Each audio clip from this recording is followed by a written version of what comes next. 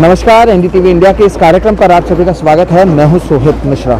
आप जो मेरे पीछे देख रहे हैं, आपको याद होगा हम लोग 21 सितंबर को हम यहीं पर मौजूद थे। ये 40 वर्षीय पुरानी जिलानी इमारत है, जिसका 3 जो मंजिल की जो इमारत थी उसका एक आधा हिस्सा गिर चुका था, दब चुका था और उसमें 41 लोगों की मौत हुई थी, 28 से ज़्यादा लोग घायल हुए थे। 15 दिन हो चुके हैं इस हादसे को, लेकिन हम यहाँ पर एक बार फिर से आए हुए हैं। वो इसलिए आए हुए हैं क्योंकि इस हादसे में एक 2.5 साल का बच्चा जो था वो दब गया था, लेकिन आज तक उसके बारे में कोई भी जानकारी नहीं मिल पाई। आप जो देख रहे हैं ये मलबा है, यहीं पर जो इमारत का जो हिस्सा जहाँ पर गिरा था, ठीक हम वहीं पर खड़े हुए हैं, यहीं पर इमारत का हिस्सा था। अब इसे एनडीआरएफ, स्थानीय प्रशासन, पुलिस, फायर ब्रिगेड की मदद से हटा दिया गया है। जो बाकी का आधा हिस्सा है उसे हटाने का काम जारी है। लेकिन जैसे कि मैंने कहा, 15 दिन बाद एक बार फिर से हम यहाँ पर हैं, क्योंकि 15 दिन से ज़्यादा का समय हो चुका है। एक परिवार है जो अपने 2.5 साल के बच्चे का इंतज़ार कर रहा है। उन्हें कोई अंदाज़ा नहीं है कि वो बच्चा कहाँ पर है। रात को इसी इमारत में था, जब इमारत ढही तो इसी के अंदर मौजूद थे। उन्होंने अपने परिवार के और 2 सदस्यों को खोया।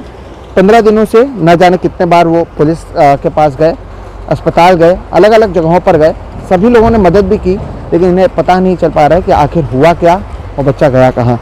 तो एक तरफ जहाँ पर आप पीछे देख रहे हैं कि इमारत को ढहाने का काम जारी है, तो वहीं एक तरफ शब्बीर जी जो हैं हमारे साथ, उनके 2.5 साल के बच्चे को उन्होंने पता नहीं कहाँ पर है, उनको इसके बारे में कोई जानकारी नहीं है। शब्बीर जी, आपसे जानना चाहेंगे कि जब यह हादसा हुआ, आप लोग कौन सी इमारत पर रहते थे, कौन से मंजिल पर रहते थे? दूसरे माले पर। दूसरे माले पर। तो जब रात के समय ये 3 साढ़े 3 बजे जब ढही, तो आप बाहर आ गए थे या क्या हुआ था? पूरे घटना के बारे में बताएं। तो हम लोग 3 बजे ना बाहर निकल गए थे, तो डायरेक्ट बिल्डिंग गिर गई, तो पावर भी चले गए, सब आजू बाजू वाले थे, सब पूरा धिंगाना सब हो गया था। तो सब बिल्डिंग गिर गई। कोई लोग बाहर निकले, कोई अंदर 40 जन इंतकाल हो गया। तो आप अंदर थे, आप बाहर आ गए? हाँ, दूसरे माले से पहले माले पे नीचे आ गए, यानी दब गया था। अच्छा, तो आपके परिवार में कुल कितने सदस्य थे? अब कितने सदस्य जो हैं इस हादसे में शिकार हो चुके हैं? 40 जन हुए ना। आपके परिवार के कितने लोग? 3 लोगों की मौत हुई, उसमें आपकी वाइफ और 2 बच्चे शामिल हैं। और एक 2.5 साल का जो बच्चा है आपका, आप उसका नाम बता दीजिएगा। मुझसे कुरैशी। मुसीब के बारे में क्या कोई जानकारी मिल पाई है? क्या हुआ? नहीं मिली ना अभी तक, उसको ढूंढे, अभी तक नहीं मिल पाई अभी तक। कहाँ गए थे आप? यहाँ पे ढूंढे, फिर ना इंदिरा हॉस्पिटल गए थे, बॉडी वहाँ ही आ रही थी ना, वहाँ पे पूरा चेक किए नहीं, फिर नारपुली पे जाके कंप्लेंट की, अभी कोई लापता ही है। क्या कहना है, पुलिस क्या कह रही है इस पूरे मामले में? तो बोले अभी ढूंढे गए, बोले नहीं मिला, अभी क्या करता है। और एनडीआरएफ की जो टीम आई हुई थी, उनके साथ डॉग स्क्वाड था, कई सारी चीज़ें थी, अलग अलग जगहों पर इन्होंने खुदाई भी की थी, तो क्या उनसे भी आपकी बातचीत हुई थी? हाँ, उनसे हुई ना बात, उन लोग ने हमको पूछे ना, तो बोले भाई कहाँ पे गिरे, कहाँ बताए, पूरा चेक किए, नहीं मिल पाया ना बच्चे। तो मैं बहुत कोशिश करे, अब नहीं मिल पाया, फिर हम लोग भी चले गए, थोड़ा खुशी हुआ, घर में तो हम लोग घर पे जाके थोड़ा मेरे को मार भी लगा था घर पे। अच्छा, तो अभी आप लोग वापस पुलिस के पास जा रहे हैं कि क्या कर रहे हैं इस पूरे मामले में? अभी भाई से मशवरा करेगा, अभी क्या होता है देखिएगा। बिल्कुल, हम समझ सकते हैं कि हालात कितने गंभीर होंगे। वो खुद जो है, उन्हें भी चोट आई थी जब वो यहाँ पर मौजूद थे, बात करने की स्थिति में भी नहीं है। अपने परिवार के 2 सदस्यों को वो वहाँ पर खो चुके हैं और एक सदस्य जो है वो गायब है। 15 दिन से ज़्यादा का समय हो चुका है। कुल 41 लोगों की इस हादसे में मौत हुई थी, 28 से ज़्यादा लोग जख्मी हुए थे। अभी भी आप देखेंगे कि जो इमारत है उसको ढहाने का काम जारी है।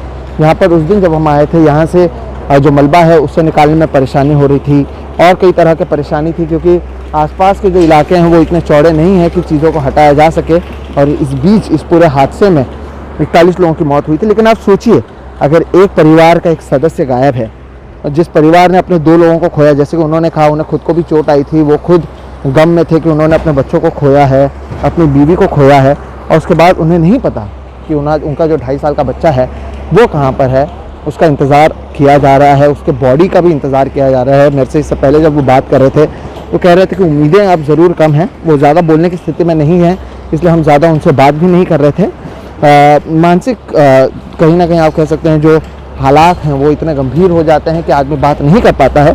लेकिन कहीं ना कहीं आखिर वो शव या वो बच्चा जो है वो कहाँ पर है, ये एक गम हमेशा रहेगा उनके साथ में।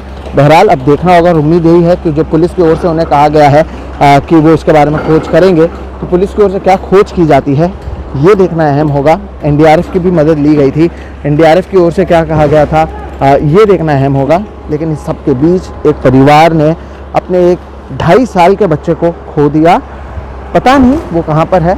अब ये अपने रिश्तेदारों के पास रह रहे हैं। दूसरी मंजिल पर इनका घर था। दरअसल आपको इस इमारत के बारे में बता दूं, 40 साल पुरानी इमारत बताई जा रही है यहाँ पर। और ये जहाँ पर हम मौजूद हैं नीचे, अगर आप मेरे पीछे भी एक आवाज़ सुन पाएंगे तो यहाँ पर मिल का काम काफ़ी होता है। दूसरी तरफ पीछे की तरफ भी एक मिल आपको नज़र आएगी। यहाँ पर भी मिल का काम होता था इस इमारत के ग्राउंड फ्लोर पर। तो उसके भी इमारत में बार बार वाइब्रेशन रहती थी। इमारत को 3 बार नोटिस दी जा चुकी थी। लेकिन अगर एक गरीब आदमी यहाँ पर रहता है तो वो जाएगा भी कहाँ। इसलिए लोग यहीं पर लगातार रह रहे थे। और इस तरह के 700 से ज़्यादा इमारतें भिवंडी के अलग अलग जगहों पर मौजूद हैं। तो रात को करीबन 3-3:30 बजे जब ये हादसा हो रहा था, कई लोग बाहर निकले। और जब लोग बाहर निकल रहे थे तो ये जो आप देख रहे हैं ये इमारत का आधा हिस्सा है। तो आप ये जो ऊपर के टॉप फ्लोर देख रहे हैं, जो टेरेस देख रहे हैं, वो ठीक ऐसे ही दब गई थी। तो जहाँ पर मैं खड़ा हूँ वहाँ पर वो टेरेस आ गई थी और ये जो पूरा भाग है वो अंदर की तरफ दब गया था। तो उसके बाद लगातार 3 दिनों तक रेस्क्यू ऑपरेशन जारी रहा, जिसमें NDRF की टीम की बात करें, फायर ब्रिगेड की बात करें, लोकल अथॉरिटीज़ की बात करें, पुलिस की बात करें, सभी लोग यहाँ पर मौजूद थे।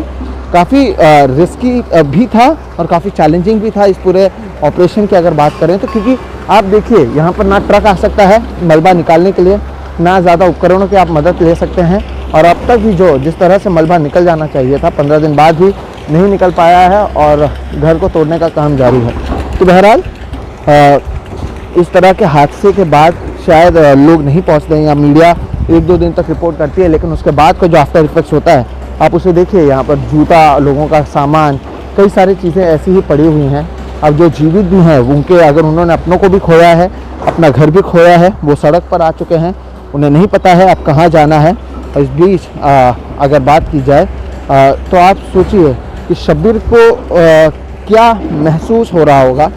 उसने अपने बीवी का और अपने 2 बच्चों का शक्ल ज़रूर देख लिया, लेकिन एक 2.5 साल का बच्चा कहाँ है उन्हें नहीं पता।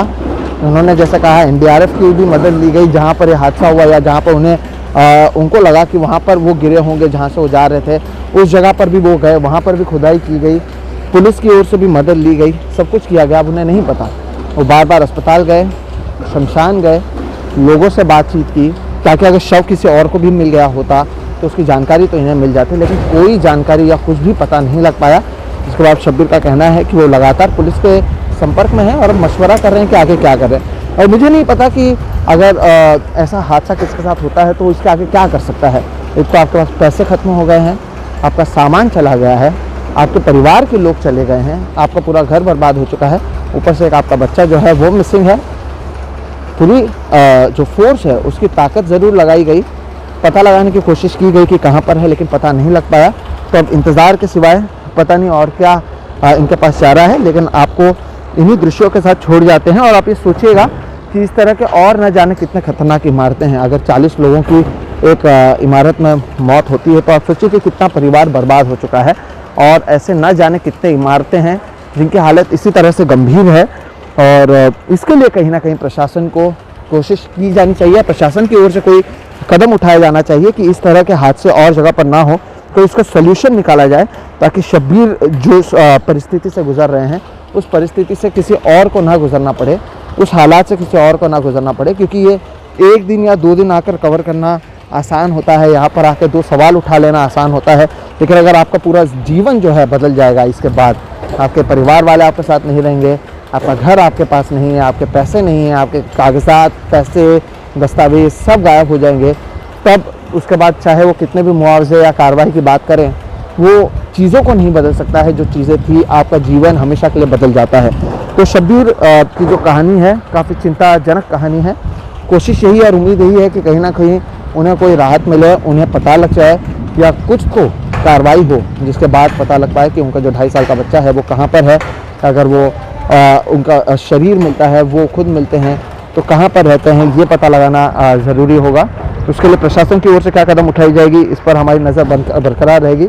उम्मीद यही है कि चीज़ें बदलें, हालात बदलें, कुछ तो इनके लिए किया जाए। और उसी उम्मीद के साथ हम यहाँ पर पहुँचे हैं कि कोई कदम उठाया जाएगा, कुछ किया जाएगा, ताकि शब्बीर जिस चीज़ से गुज़र रहे हैं उस चीज़ से कहीं और कोई और ना गुजरे और उन्हें भी कहीं ना कहीं राहत मिले। वरना ये बात जो है उन्हें अपने पूरे जीवन भर उन्हें खाया जाएगी कि आखिर हुआ क्या। उन्होंने आखिरी बार अपने बच्चे का शक्ल नहीं देखा, बच्चा कहाँ पर है उन्हें पता नहीं है, कोई अंदाज़ा नहीं है कि क्या किया जाए। और इंतज़ार और प्रशासन के चक्कर लगाने के अलावा उन्हें भी नहीं पता कि वो क्या कर सकते हैं। केवल एक उम्मीद एक चीज़ है जो भी कहीं ना कहीं रोज़ कम होती जा रही है, लेकिन इसी उम्मीद के आधार पर वो रुके हुए हैं कि कुछ तो होगा और उन्हें पता चल पाएगा कि उनका 2.5 साल का बच्चा कहाँ है। बहरहाल फ़िलहाल भिवंडी से इतना ही। कोशिश यही आपको बताएं कि हालात क्या हैं, शब्बीर की कहानी और उन लोगों की जो 41 लोगों की मौत हुई है, उनके परिवार वालों की क्या हालत होगी, वो अब कहाँ गए होंगे, किस तरह से रह रहे होंगे, उनके खाने पीने की क्या व्यवस्था है और उनके बाद उनको वापस घर कब मिल पाएगा या वो आगे क्या कर पाएंगे, इसके बारे में शायद ही कोई सोच पा रहा है, शायद ही प्रशासन की ओर से कोई कदम उठाया जा रहा है। ज़रूर कमेटियां बनाई जाती हैं, ऐलान किया जाता है, मीडिया में 2 दिन आकर लोग बात ज़रूर करते हैं, लेकिन इंसाफ क्या यही है, ये एक अहम सवाल है। मेरा नाम है सोहित मिश्रा, जो कैमरे के पीछे ये सारा काम कर रहे हैं उनका नाम है प्रवीण जुरोहित। आज हम ये कहानी भिवंडी से लाए हैं। कोशिश यही है कि शब्बीर की जो कहानी है उसे आप देखें, समझें और उसकी गंभीरता समझें कि हालात कितने गंभीर हैं। एक परिवार को अगर अपना सदस्य के बारे में नहीं पता चल पाता है, जब एक पूरी फोर्स यहाँ पर लग गई होती है, एक पूरा प्रशासन के लोग यहाँ पर मौजूद होते हैं, सब कुछ होता है, मशीनरी का इस्तेमाल किया जाता है, उसके बाद अगर एक बच्चा नहीं मिलता है 2.5 साल का, तो इसके लिए आखिर जिम्मेदार कौन है। फिलहाल इस वीडियो में इतना ही। अगर आप इसे यूट्यूब पर देख रहे हैं और अगर आप इस तरह की वीडियोस देखना चाहते हैं जहाँ पर हम चीखते नहीं हैं, चिल्लाते नहीं हैं, लेकिन आपको वो खबर बताते हैं जो आपके लिए ज़रूरी है, तो आप NDTV इंडिया के इस यूट्यूब चैनल को सब्सक्राइब करें, बेल आइकॉन दबाएं, ताकि जब भी हम इस तरह के वीडियोस करें आपको इसकी जानकारी मिले। फेसबुक पर अगर आप देख रहे हैं तो आप इसे शेयर भी कर सकते हैं, ताकि दूसरे लोगों को भी समझ में आए कि आखिर हालात कितने गंभीर हैं। फिलहाल इतना ही। आप सभी का धन्यवाद कि जो आप हमारे साथ जुड़े। नमस्कार।